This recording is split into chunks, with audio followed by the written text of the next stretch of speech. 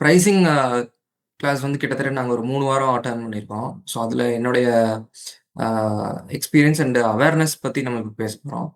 அ first நான் எக்ஸ்போர்ட்குள்ள வர்றதுக்கு முன்னாடி பிரைசிங் அப்படின்னு கேட்டிருந்தாங்கன்னா, நான் என்ன சொல்லியிருப்பேன்னா, அ பிரைசிங்னா என்ன? க நம்மளுக்கு ஒரு கிளையன்ட் இருக்காங்கன்னா, அவங்களுக்கு நம்ம விலை குடுக்குறது தானே! நம்மளுக்கு தெரியும்.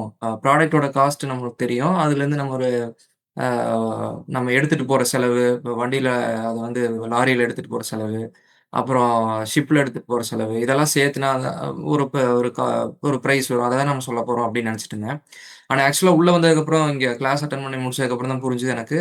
ஆ கிட்டத்தட்ட ஒரு 20 ஃபேக்டர்ஸ் பக்கமா நமக்கு பிரைசிங் அஃபெக்ட் பண்ணக்கூடிய ஒரு 20 ஃபேக்டர்ஸ்லாம் இருக்கு. அதே மாரி அந்த 20 ஃபேக்டர்ஸ் மட்டும் கிடையாது. நம்மளுக்கு அ எக்ஸ்போர்ட் பொறுத்தவரைக்கும் இன்டர்நேஷனலா யூஸ் பண்ற நெறைய டெர்ம்ஸ் இருக்கு. ஏன்னா, இப்ப நம்ம ஊர்ல நம்ம நம்ம சொல்றது வந்துட்டு வெளிநாட்டுக்காரனுக்கு புரியாது.